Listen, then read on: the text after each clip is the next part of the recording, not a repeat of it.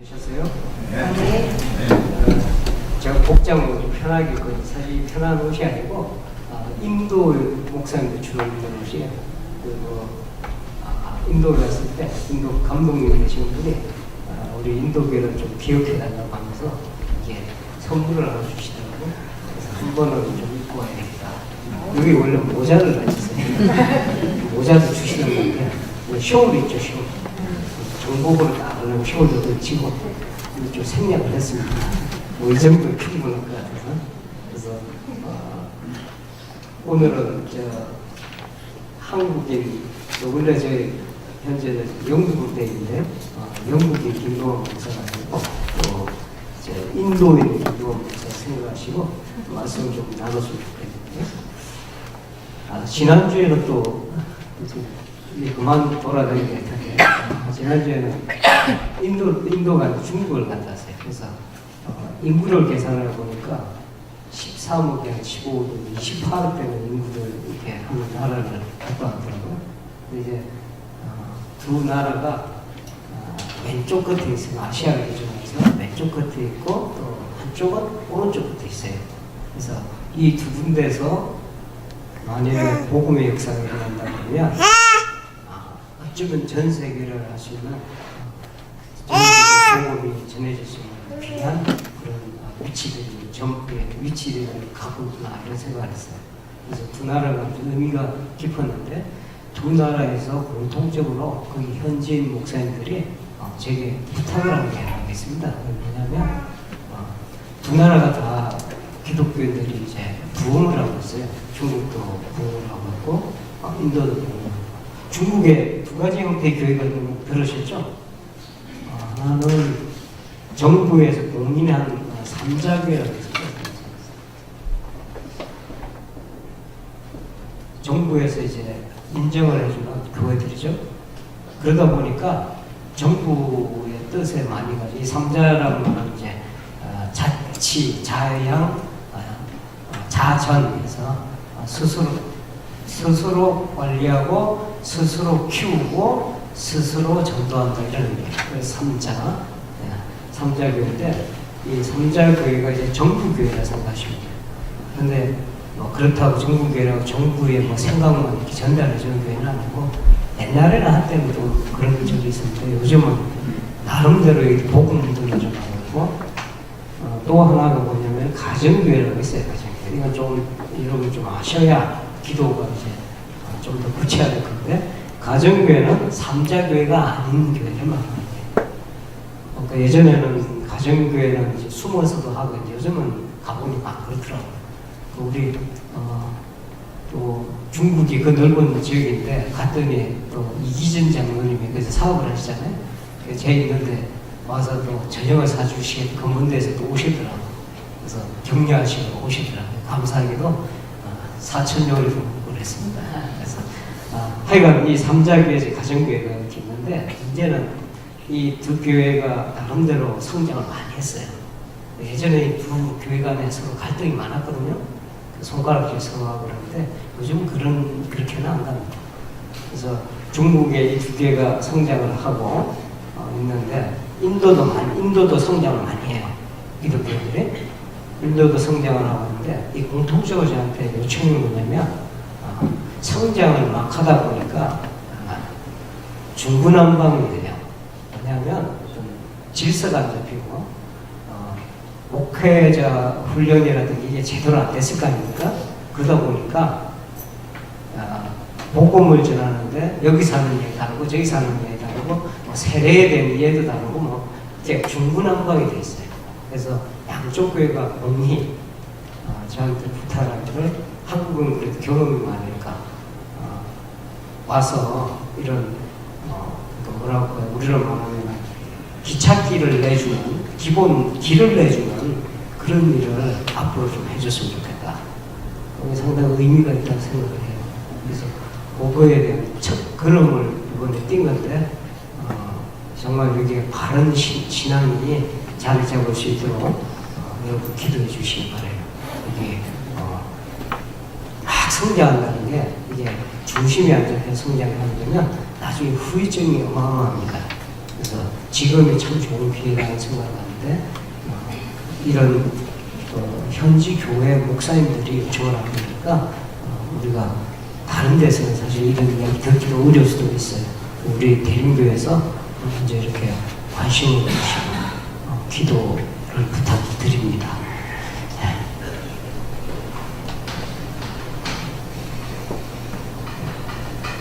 그래서 아예 좀 개인적인 생각인데 이동 신학교를 좀 만들려고 그래요.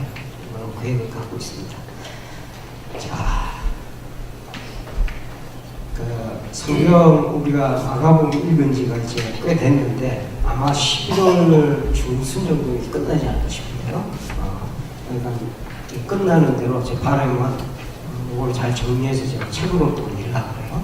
그래서 아마 책으로 나가면 읽기 편할 것도 해서 가지신 문제집하고 비교를 해가지고 보시면 우리가 공부한 건 기억이 다 될 겁니다. 그래서 개인적으로 공부하신 분들은 훨씬 더 깊이 있게 이 내용을 이해하실 수도 있을 겁니다. 오늘은 마가복음 10장 32절, 52절 이 내용을 말씀을 읽었는데 32절에 참 중요한 글귀가 하나 나옵니다. 처음에 제가 목소리를 약간 작게 하고 있어요. 좀 양해 바래요. 지난주에 중국에서 24시간을 쉬지 않고 이렇게 강의를 주겠더니 목이 막 쉬어버려요. 이렇게 하다가 또 내가 또 피를 받으면 확 올라갑니다. 32절에 참 중요한 말씀이 나오는데 예루살렘으로 올라가는 길에. 자, 이제 우리가 8장까지 어떤 예수님께서 준비 작업 끝났다 그러면 9장부터는 본격적으로 주님께서 복음을 완성하러 간다는 말씀이었어요. 그래서 이제 예수님께서 예루살렘으로 올라가는 길에 이 말은 모든 준비가 마무리되고 그래서 복음을 완성하러 가는 도시입니다. 이 예루살렘이라는 도시를 좀 생각해 볼 필요가 있어요. 이 도시는 말이에요. 세상에 어떤 도시보다 하나님이 사랑을 받는 도시, 하나님이 택하신 도성이죠.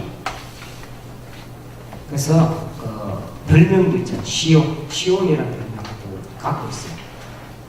하나님 이 도시가 하나님의 뜻을 따르면서 그 하나님의 뜻을 만방에 전하는 그 표본, 모범적인 그런 도시가 되기를, 거룩한 성이 되기를 바랬는데, 그런데 이 예루살렘은 이런 상황을 짓밟고 오히려 하나님의 뜻을 전하는 선지자들을 핍박하고 죽이는 죄의 도성이 되고 맙니다.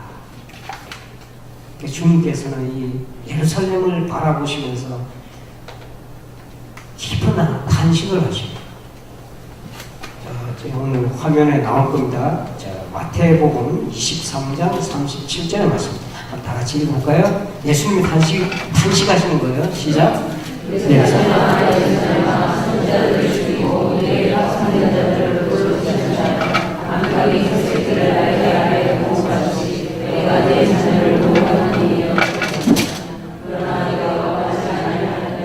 이게 예루살렘이었어요. 저기 보니까 암탉이 그 새끼를 날개 아래 온 같이. 자, 암탉이 새끼들을 쭉 다니는 거 보시면 시골에서 사실 많이 보셨을 것 같아요. 암탉도 새끼를 보호합니다. 이렇게 자기 품 안에 둬서 품어서 안전하게 자랄 수 있도록 이렇게. 왜냐하면 새끼를 사랑하잖아요. 그 정도로 우리 하나님께서 예루살렘을 사랑하셨습니다. 도시를 사랑했다기보다도 이 예루살렘에 이렇게 이 성전을 중심으로 모인 이 유대인들, 오늘날로 말하면 하나님의 자녀들입니다. 모든 사람이 있습니다. 모든 사람. 근데 이렇게 모으려고 한두 번이 아니에요. 그런데 이를 위해서 선지자를 보내서 깨우쳐줬는데 갈 때마다 죽이고 심지어 그 고난을 받게 하고 고통스럽게 하고 죽이고 핍박하고 뭐 그런 일들이 한두 번이 아니었어요. 주님께서 예루살렘에 이렇게 가까이 가면서 예루살렘을 바라보면서 이렇게 단식을 하시는 거예요. 예루살렘의 죄악은 여기서 그치지 않습니다. 마침내 하나님의 아들의 피까지도 요구하고 있어요. 마가복음 앞으로 12장 가면 이 공부를 할 텐데, 포도원의 비유라는 거 있어요. 포도원의 비유. 주님께서 마음이 통분하셔서, 참으로 마음이 아프셔서 예루살렘 바라보면서 예루살렘에서 이런 비유를 말씀하시는 거예요. 뭐냐면, 한 사람이 이제 포도원을 만들어서, 이런 다 들은 얘기입니다. 이게 산 울타리를 두르고 적잖은 틀도 만들고 망대도 짓고 농부들에게 이제 맡기고 타국에 갔습니다. 근데 때가 이르러서 농부들한테 그 열매를 내놔라 했더니 소출을 얼마를 다도 안 해요. 10분의 1, 10분의 1. 그래서 그걸 내놔라 했더니 한 종을 보냈더니 그들이 종을 잡고 심히 때리고 그냥 돌려보냈다. 또 다시 다른 종을 보내니 그의 머리에 상처를 내고 능욕했다. 또 다른 종을 보내니 이번에는 그를 죽였다. 그 외에 많은 종들도 들어는 때리고 들어는 죽인지라. 이렇게 비유가 시작됩니다. 이제 한 사람만이 남았다. 한 사람이 누구냐면 그가 사랑하는 아들이라. 최후로 이 사랑하는 아들을 보내게 됩니다. 기대가 있었죠. 내 아들은 그래도 존경하지 않겠느냐. 그런데 공부들이 서로 말하되 아주 비극적인 이야기랍니다. 이는 상속자니 자 죽이자. 그러면 그 유산이 우리 것이 되리라. 이에 잡아 죽여 포도원 밖에 내던지는 주님께서 하신 말씀이에요. 여기서 우리는 놀라운 사실 하나를 발견하게 되는데, 주님은 곧 예루살렘에서 자기에게 닥칠 이 모든 정황을 분명히 아시고, 오늘 본문 말씀 보니까 예루살렘으로 올라가는 길에 이끌려서 간 게 아닙니다. 당신이 자기 발로 그냥 이렇게 스스로 올라가신 거예요. 예루살렘에서 수많은 고난이 기다리고 있다는 걸 알고 계셨어요. 죽임을 당할 것이라는 사실을 알고 계셨어요. 그런데도 자원해서 올라갑니다. 왜 그랬을까요? 한 가지 이유밖에 없어요. 우리가 지난번 공부할 때 사람으로는 할 수 없는 일 하나님이 할 수 있다 그랬죠. 사람으로는 해결할 수 있는 우리의 죄악된 우리 이 죄의 물들어 있는, 그래서 우리의 운명이라고 그러는 것은 아무 희망이 없는 그런 우리들을 향해서 하나님이 할 수 있는 일을 준비케 하기 위함이었습니다. 예루살렘을 향한 주님의 발걸음요, 참으로 슬프고도 고통스러운 순간입니다. 이 순간에 여러분 마음에 담으셔야 돼요. 마치 어린 양이 도살장을 향해 나아가는 그런 심정으로 나아가는 거예요. 아무것도 모르잖아요, 그죠? 순수하고 어린 양이 뭔 죄가 있어서 도살장 여러분 보셨어요? 도살장? 저는 많이 봤는데 도살장. 그러다 가면은 죽임을 당해야 됩니다. 어린 양이 도살장을 향해 가는 그런 순간이에요. 주님은 이 일이 다른 누구도 할 수 없음을 압니다. 그렇기 때문에 우리 주님은 숨거나 회피하거나 그러지 않고 죽음의 잔을 기꺼이 받겠다는 비장한 결심을 하고 앞장서서 그 길을 가시고 계십니다. 주님이 얼마나 비장했던지 이걸 보니까 제자들이 감으로 느꼈어요. 그래서 놀람과 두려움으로 이렇게 휩싸였다 하고 성경은 얘기합니다. 제자들은 왜 예수님은 굳이 그렇다면 이 위험한 예루살렘에 향했을까? 이 내용을 이해를 못했어요. 그래서 묻습니다. 제자들이 주님한테, 주님 이게 어떤 내용입니까? 하고 묻습니다. 자, 주님께서는 이 일은 분명히 이 일의 전후 상황, 모든 상황을 제자들이 분명히 알고 있어야 돼요. 왜냐하면 이 사실에 대한 증언자가 될 것이기 때문에, 증언자가 되어야 되기 때문에. 그래서 다음과 같이 말씀하시는데 중요한 말씀이에요. 우리 화면을 볼까요? 마가복음 10장 33, 34절입니다. 한번 같이 읽어봅시다. 시작.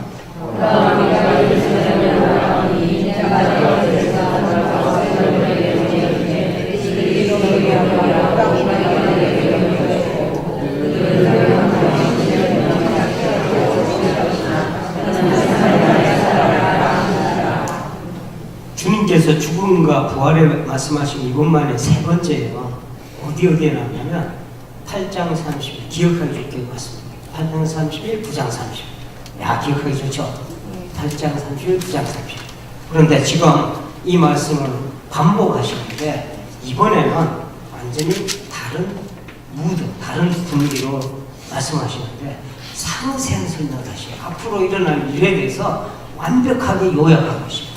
주님 이 말씀대로 대제사장들과 율법학자들, 즉 서기관들에게 넘겨질 것이다. 그리고 이 사람들은 공회를 소집해서 주님을 죽이기로 결의하고 그 다음에 사형 판결과 집행권을 가진 로마인들에게 넘겨질 것이다. 주님을 능욕하고 침뱉으며 채찍질하고 죽일 것이지만 그분은 3일 만에 부활할 것이다. 앞으로 일어날 일에 대해서 완벽한 요약입니다. 첫 번째 뭐가 있어요? 이걸 기억을 해둡시다. 우선 유대인 종교 지도자들이 어떻게 하냐면은 결의를 해요.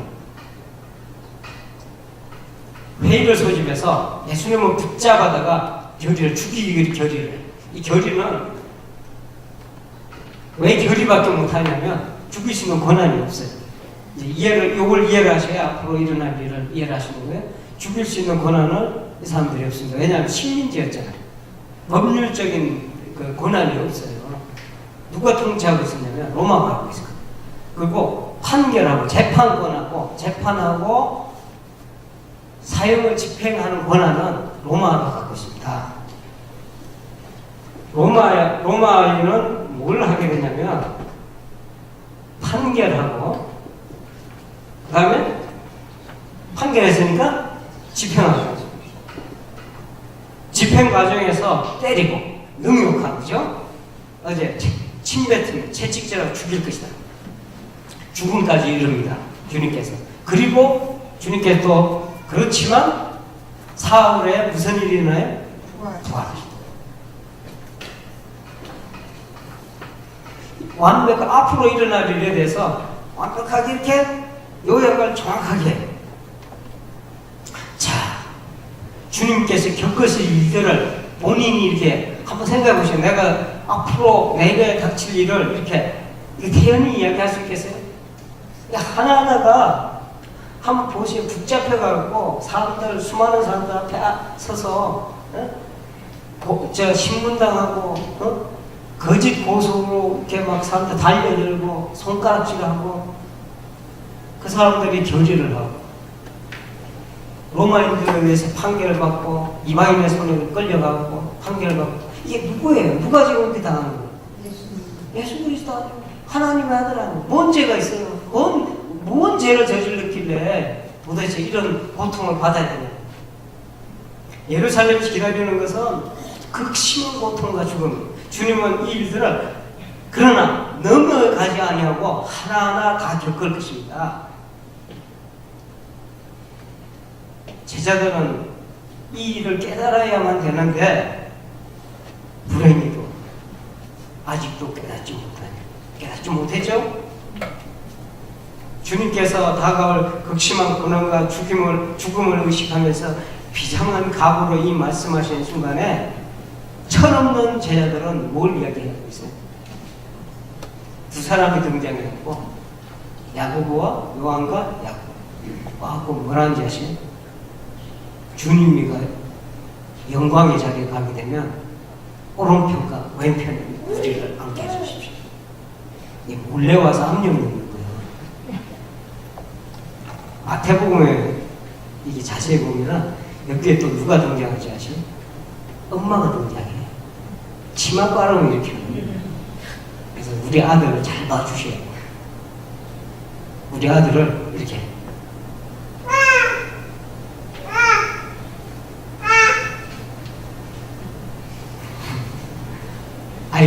제 아이가 하도 의의가 없으니까 지금 이렇게 하는 거예요. 아주 생각해 보셔야 돼요. 주님은 이 고통을 지금 하나하나 새기면서 이게 얼마나 고통스러운 순간이겠어요. 그런데 제자들은 와갖고 주님의 나라에 가면 하나는 주님 오른편에 주님 왼편에 앉게 해달라. 주님은 이렇게 말씀하십니다. 너희가 구하는 것을 알지 못하는 거다. 주의 영광을 구했거든요. 그렇죠. 틀린 이야기는 아니에요. 주의 영광을 주님께서 영광 가운데 거하십니다. 그런데 주님의 거할 것은 영광의 자리가 맞기는 한데 이 영광의 자리라는 것은 극심한 고통과 쓴 잔이죠. 쓴 잔을 마셔야 되고 죽음의 세례를 겪어야 되는 그 이후에야 올 수 있는 영광의 자리예요. 자, 바울은 참 대단한 분인데 주님께 주어질 영광이 무엇인지 믿음의 눈으로 이미 간파했어요. 그래서 일목요연하게 정리를 했는데 그게 빌립보서 2장 9절부터 11절 말씀이에요. 약간 깊지만 볼까요? 자, 한번 읽어보시죠. 시작. 너희의 마음을 보라. 그리스도의 제자마음이 그는 하나님의 뜻이나 하나님의 뜻을 제하시고 오히려 자기를 비워 종의 형체를 가지사 사람을 잡으시고 사람의 모양으로 나타나사 자기를 하시고 죽기까지 고통하셨으니 곧 십자가에 죽으시니라. 그러므로 하나님의 뜻을 지키고 우리에게 하나님을 주시사 하늘에 있는 자들과 땅에 있는 자들과 아래에 있는 자들로 모든 무릎을 예수님께 하시고 모든 영광을 예수 그리스도를 하시며 하나님 아버지께 영광을 돌리게 하십니다. 예수 그리스도의 영광은 십자가를 겪은 이후에 주어진 영광이에요. 그런데 이 사람들이 요구하는 영광은 어떤 영광이냐면 이 제자들이, 이 두 사람 제자들이 요구하는 영광은 뭐냐면 십자가를 겪지 않고 그냥 누릴 수 있는 영광을 이야기해요. 완전히 달라지죠. 이게요, 주님이 받는 세례, 또 주님이 마시던 잔, 이거는 극심한 고난의 잔이요, 죽음의 세례. 이 세례는 죽음의 세례를 이야기해요. 죽음의 세례. 그런데 이 잔을 마시고 이 세례를 받아야만 하나님의 영광을 이야기할 수 있는 그 자리에 가는 거예요. 그런데 알지 못하면 용감하다고 말해요. 주님께서 너가 이 잔과 세례를 받을 수 있느냐 물었더니 뭐라 그래? 할 수 있다. 할 수 있다고 그래요. 나중에 실제로 이 말 때문에 그런지 몰라도 하게 돼요. 야, 참, 그죠? 이제 말 조심들 하셔야 돼요. 야고보는 나중에 헤롯 아그리빠라는 그 왕에게 죽임을 당하게 됩니다. 사도들 중에 가장 먼저 순교. 재밌는 게 요한은 그 순교가 순교당한 게 아니라 유배당을 갖고 맨 마지막까지 가는 제자예요. 제일 처음과 제일 마지막이에요. 희한하죠. 하나는 제일 처음으로 가고 그게 오른편인지 모르죠. 왼편은 저쪽에 제일 마지막인지 모르죠. 그런데 오래 살았다고 행복하게 사는 게 아니고 말할 수 없는 고난을 받아요. 요한도. 자, 근데 이 자리가 오른편인지 왼편인지 모르지. 주님께서 뭐라고 했냐면 그런다 할지라도 너희들 이거를 마시고 여기에 세례를 받는다 할지라도 누가 앉을지 모르겠다. 재밌는 것은 이 자리를 야고보와 요한만이 원했던 것이 아니고 다른 제자들도 말을 안 하고 있을 뿐이지. 그러니까 싸움이 나는 거예요. 10제자가 이 두 사람의 이야기를 듣고 열을 받았어. 그래갖고 화를 냈다 이러면 기록이 나와요. 화를 왜 내요? 이 시점에 화가 왜 났을까? 나머지 10제자가 화가 난 이유가 지네들도 거기가 가고 싶은데, 이게 싹 가로챈 거 아니야. 다 가고 싶은데. 우리가 화나는 거는, 뭐, 이런 말이 있잖아요. 배 아픈 거는 뭐 참을 수 있는데, 배 고픈 건 참는데, 배 아픈 건 못 참겠다. 그런 말 알아요?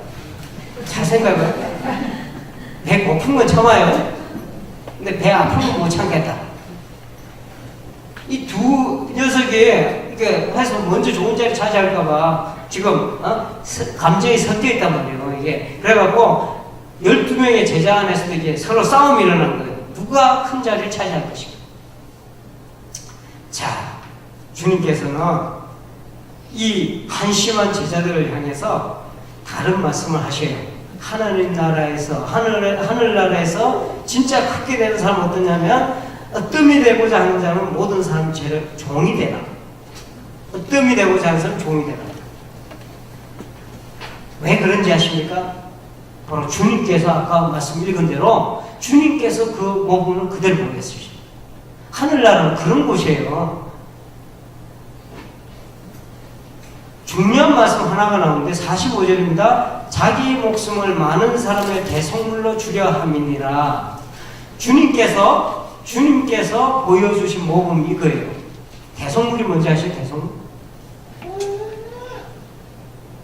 주님께서 세상 사람을 어떻게 섬겼느냐를 보여주는 가장 귀중한 단어가 이 대속물이에요. 몸값이에요. 어떤 노예를 예를 들어서 대성물이라는 말은 몸값인데 빚 때문에 노예가 된다. 전쟁에서 포로로 잡히게 되죠. 이 사람들이 노예에서 해방되려면 돈을 줘서 그 비용을 치러야 됩니다.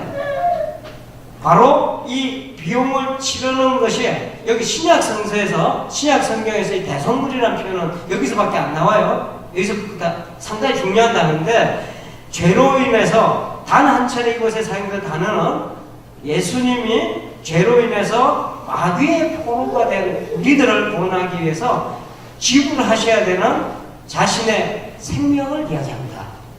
대속물로 주셨다.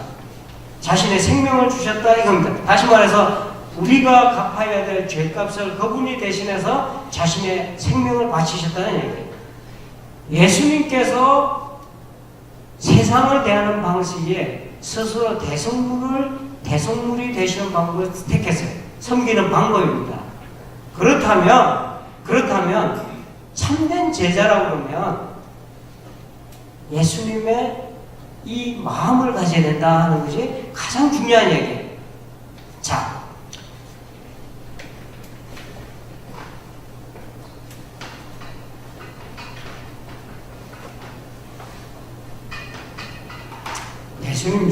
예수님 따라다니는 사람들이 두 가지 종류가 있어요. 하나는 패널로 쫓아다니는 오빠 부대 있죠?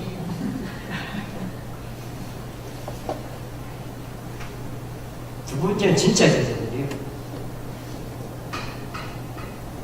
그러니까 열심히 따라다니는 제자 같잖아요.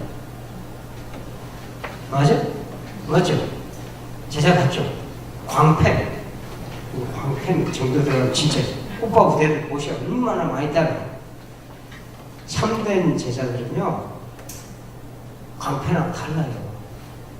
따라다니고 똑같은데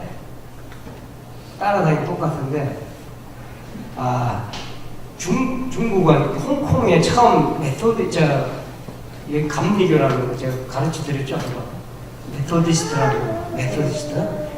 메소디스트가 홍콩 들어갈 때 쓴 용어가 있어. 그거 아주 흥미로운 용어를 제가 찾았는데 이거 우리가 앞으로 쓰면 참 좋겠다는 생각이 있어요.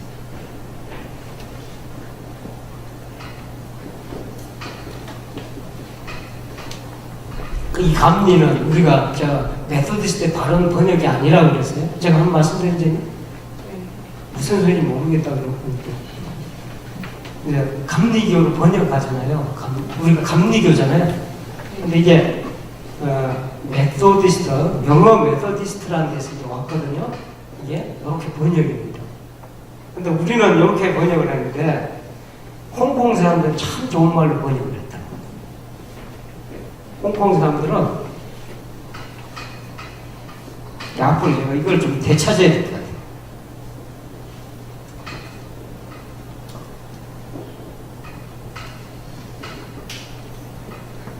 같다더니 한자가 늘었어.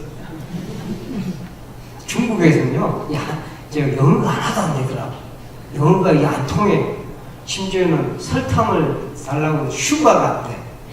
슈가라는 말을 못 알아먹어요. 그 중국에서 맥도날드를 찾는데 맥도날드를 못 찾겠어. 나중에 알아보면 그 맥도날드가 한자로 뭔지 아세요? 맥당노. 들어봤어요? 맥당. 또 저기 버거킹 알죠? 버거킹 한자로 뭘로 돼 있는가 하고 지나가다 보니까 어디 한자가 이상한 한자가 있어. 한보킹이야. 아니 한보왕. 예, 원래 제가 이런 한자를 쓰거든요. 복잡해요. 중국 글자도 요새 많이 생략돼서 원래 글자, 제가 쓰는 글자 이해를 못하는 사람이 많더라고요. 하여튼 이게 한자가 이런 한자 쓰고 보자가 좀 뭐 복잡해요. 보자도. 그래서 잘 안 쓰는 글자인데 뭐 이렇게 해서 이렇게 하는데 자, 한보 어쩌고저 한보 왕 이렇게 돼 있어. 그래서 이게 무슨 소리가 했더니 이게 햄버거요. 햄버거 나오죠? 햄버거 왕은 뭐예요? 글쎄 한국 길. 커피를 달라 했더니 커피를 못 알아먹네. 이야, 커피가 막 이렇게 돼 있을 거예요.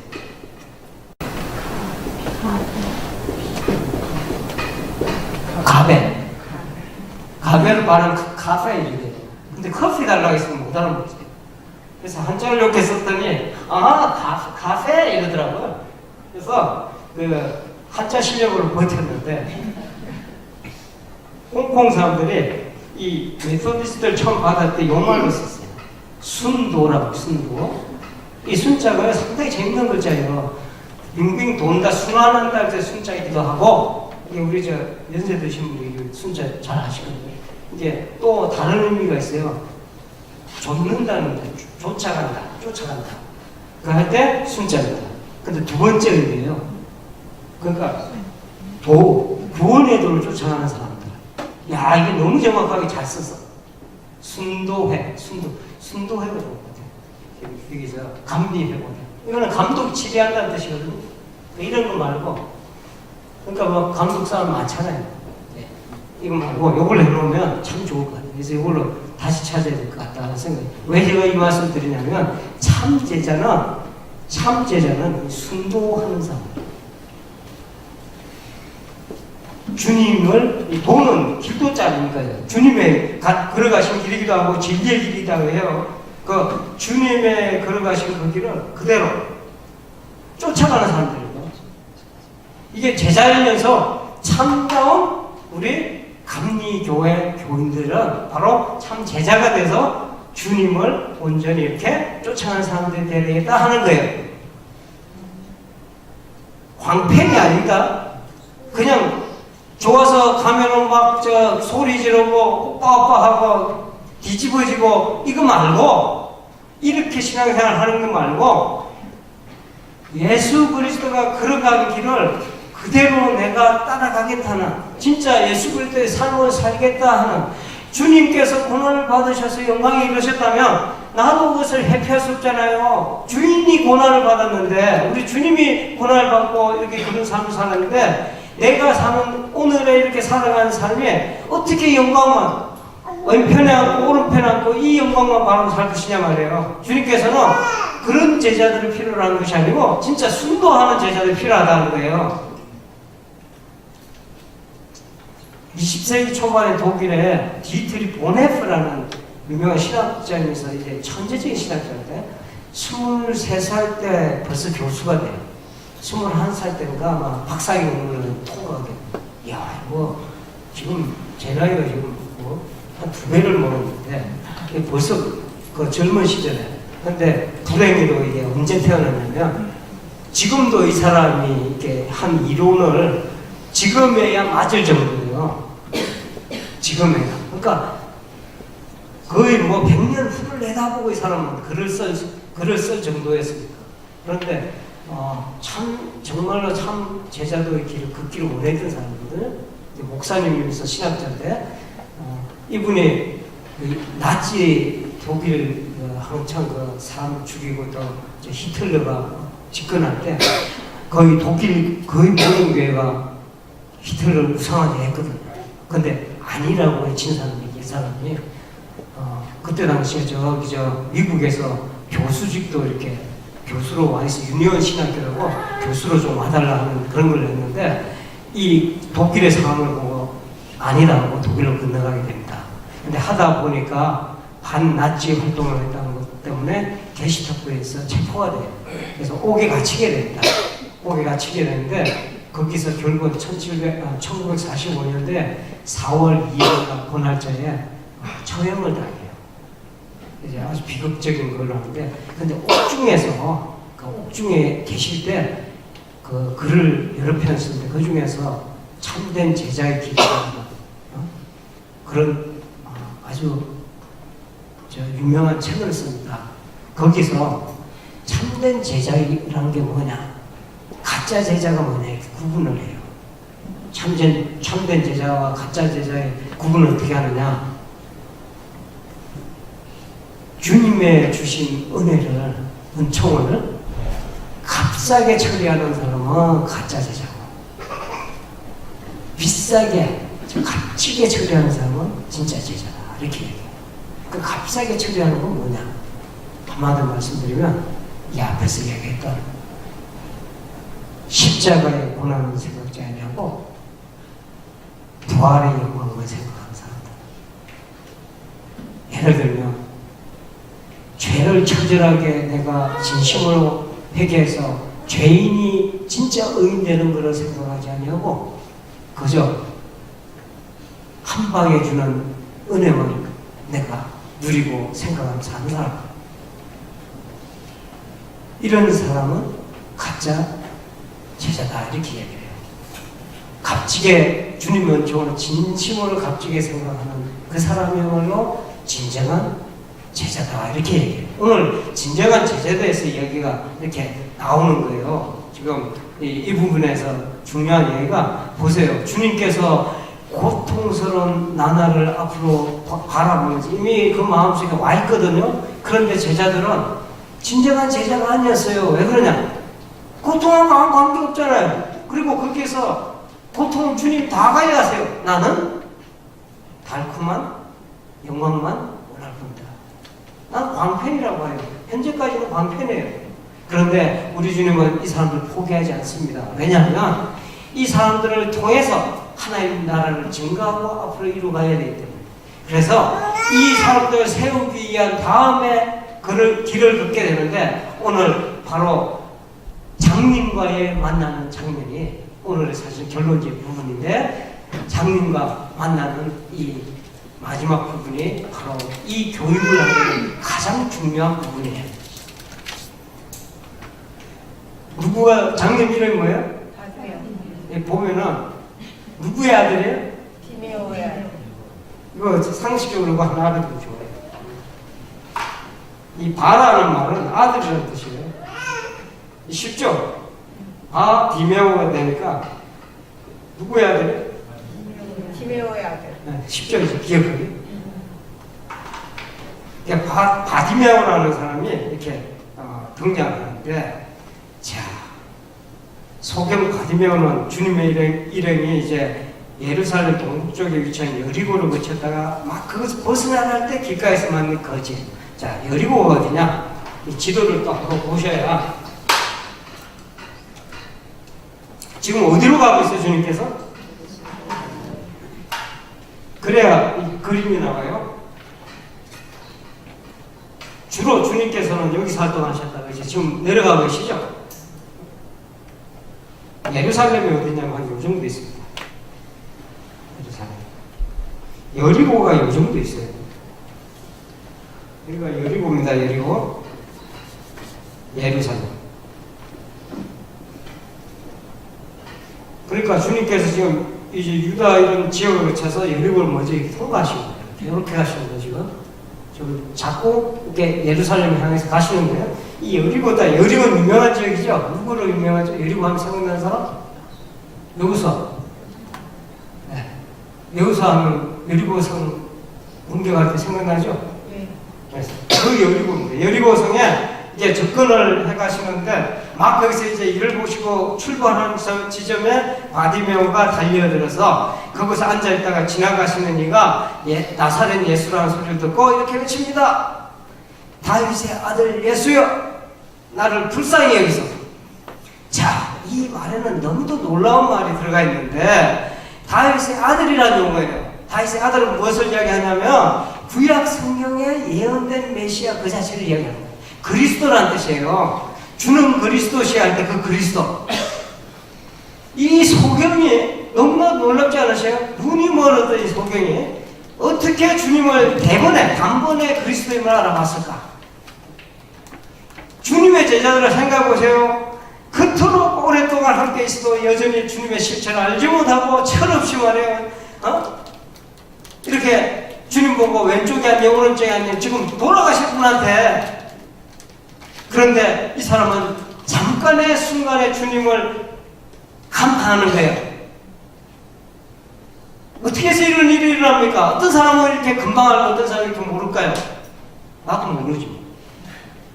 분명한 것은 비록 눈을 감은 소경이었지만 그 용어는 소경이 아니고 눈뜬 자였다는 얘기예요. 더더욱 놀라운 것은 주님을 그리스도로 그리스도로 알았을 뿐만 아니고 믿었다고 돼 있어요. 믿었다는 사실. 그리스도를 향해서 보세요. 믿었기 때문에 이렇게 외치는 거예요. 나를 불쌍히 여기소서. 부자 청년은 어땠어요? 선한 선생님이요, 어떻게 하여야 구원을 할까요? 구원을 얻을까요? 이 자세하고 나를 불쌍히 여기소서 어때요? 부자 청년처럼 구별되기가 뭐가 이렇게 이유가 많은 사람이 아니에요. 주님 앞에 뭘 내세운 사람이 아니에요. 내가 이거 했는데 어때요? 이거 이해하는 사람이 아니에요. 이 사람은 그저 불쌍히 여기소서 이렇게 이야기하는 거예요. 왜냐? 주님을 그리스도로 믿었기 때문에. 기도하는 거 보면 어떤 믿음을 갖고 있는지 알 수 있어요. 주님, 나 이렇게 했는데요. 이렇게 했는데요. 11조도 하고요. 금식도 이렇게 하고요. 1일에 2번씩이나 하고요. 바리새인이 그렇게 기도하잖아요. 그런데 세리는 어떻게 해요? 가슴을 치면서 주여 나를 불쌍히 여기소서 이 기도를 하는 거예요.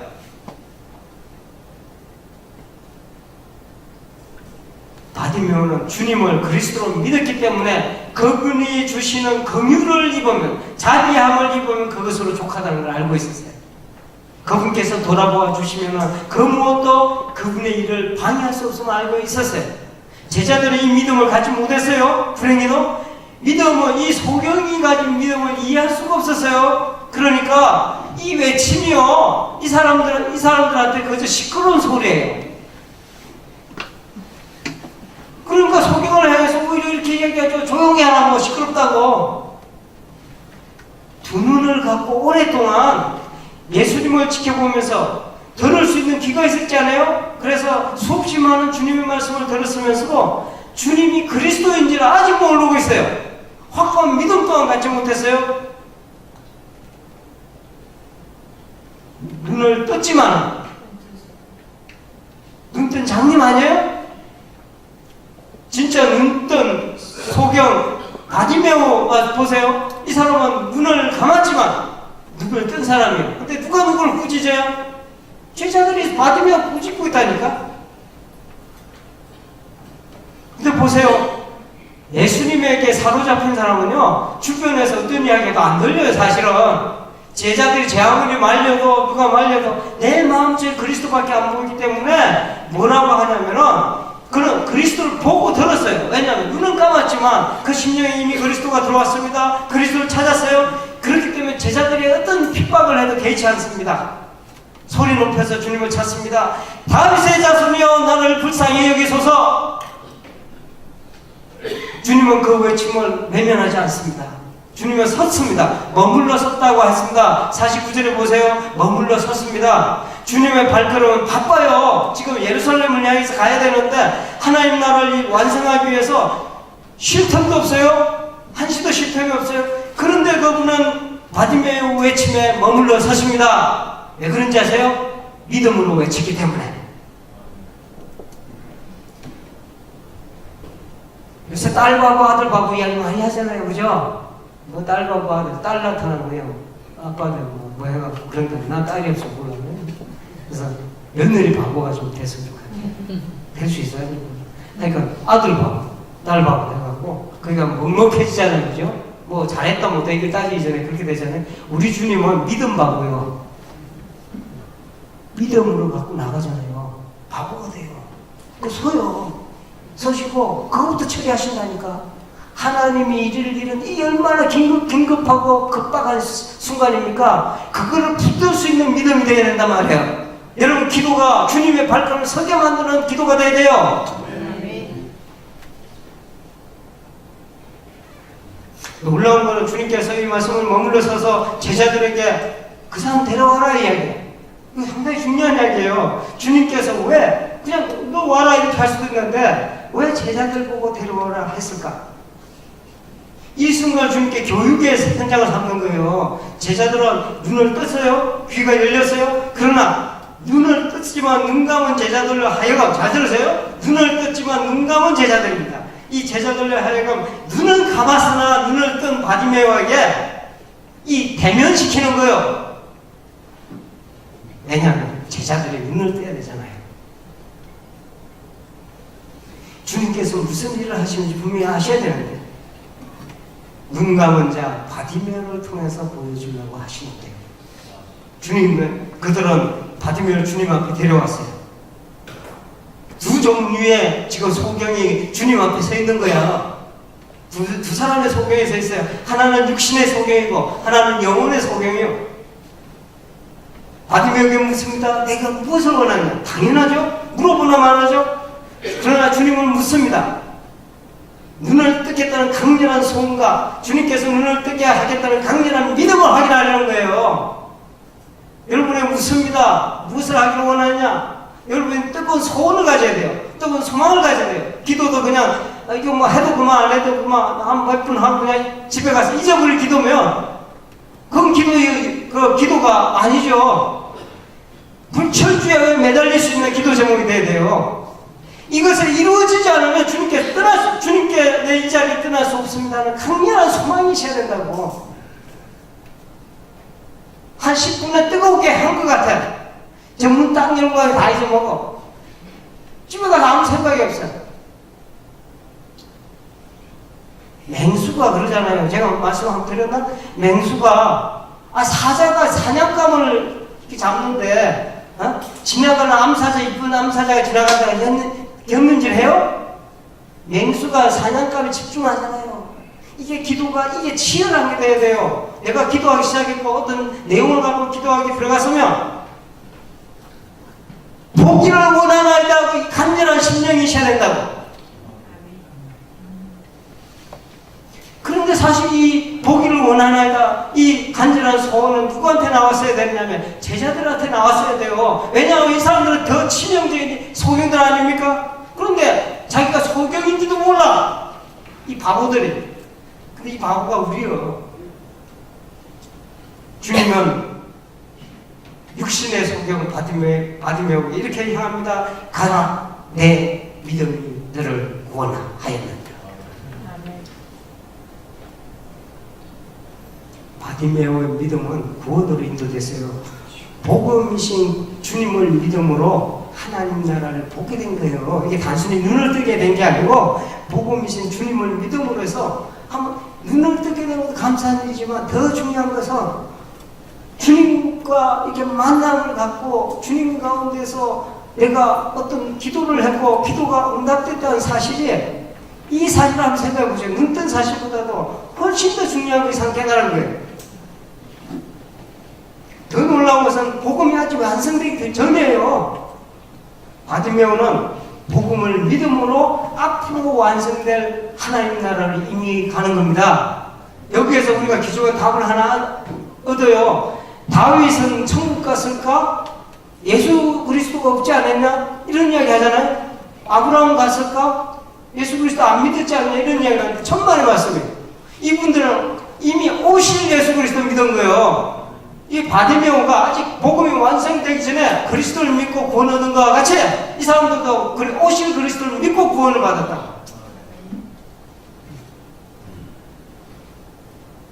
육신이 구원을 받은 거, 육신이 눈을 뜬 것은 그 다음 순간이었어요. 생각해 보세요.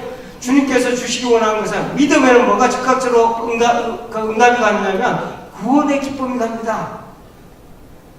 바디메오는 복음에 대한 확고한 믿음으로 구원을 경험하게 됐고 육신의 병을 치유함을 받았어요. 제자들은요, 이 광경을 보면서 이렇게 이야기했어야 됩니다. 주님, 저희가 진정 보기를 원합니다. 주님이 어떤 분이신지, 무엇을 하고자 하시는지, 그분의 가르침이 무엇인지 볼 수 있도록 간절히 외쳐야 돼요. 바디메오처럼 눈을 뜬 후에 주님을 따라야 돼요. 눈을 뜬 후에 따라야 된단 말이에요. 그래야 참다운 제자가 될 수 있을 거 아닙니까? 여러분은 어때요? 눈을 떴습니까? 그렇다면 주님은 진심으로 따르시길 바랍니다. 참된 제자로 따르시기 바랍니다.